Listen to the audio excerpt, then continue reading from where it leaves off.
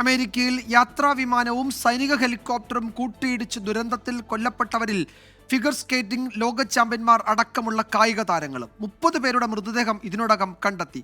ആരും ജീവനോടെ ഉണ്ടാകാൻ സാധ്യതയില്ല എന്നാണ് അധികൃതർ അറിയിച്ചത്. പ്രസിഡന്റ് ഡൊണാൾഡ് ട്രംപ് രാജ്യത്തെ അഭിസംബോധന ചെയ്യും. അമേരിക്കൻ ഫിഗർ സ്കേറ്റിംഗ് താരങ്ങളും പരിശീലകരും കുടുംബാംഗങ്ങളും വിമാനത്തിലുണ്ടായിരുന്നതായി US ഫിഗർ സ്കേറ്റിംഗ് അതോറിറ്റി വ്യക്തമാക്കി. 15 സ്കേറ്റിംഗ് താരങ്ങളാണ് വിമാനത്തിലുണ്ടായിരുന്നത്. ഇതിൽ 2 പേർ റഷ്യൻ താരങ്ങളാണ്. മുൻ ലോക ചാമ്പ്യന്മാരായ യെവ്ഗനിയ ഷിസ്കോവ, വാഡിം നൗമോവ് എന്നിവരും അപകടത്തിൽ കൊല്ലപ്പെട്ടു. ദമ്പതികളായ ഇവർ 1994-ലാണ് ലോക ചാമ്പ്യന്മാരായത്. കെൻസസിലെ നാഷണൽ ഡെവലപ്മെന്റ് ക്യാമ്പിൽ പങ്കെടുത്ത് മടങ്ങുകയായിരുന്നു താരങ്ങൾ. 300 രക്ഷാപ്രവർത്തകരുടെ നേതൃത്വത്തിൽ രക്ഷാദൌത്യം പുരോഗമിക്കുകയാണ്. അപകടത്തിൽ അന്വേഷണം നടത്തുമെന്ന് പെന്റഗൺ വ്യക്തമാക്കി. വിമാനത്തിൽ 60 യാത്രക്കാരും 4 ജീവനക്കാരുമാണ് ഉണ്ടായിരുന്നത്. സൈനിക ഹെലികോപ്റ്ററിൽ 3 സൈനികരും ഉണ്ടായിരുന്നു. റീഗൻ വിമാനത്താവളത്തിന്റെ 33-ാം റൺവേയിലേക്ക് അടുക്കുകയായിരുന്നു വിമാനം.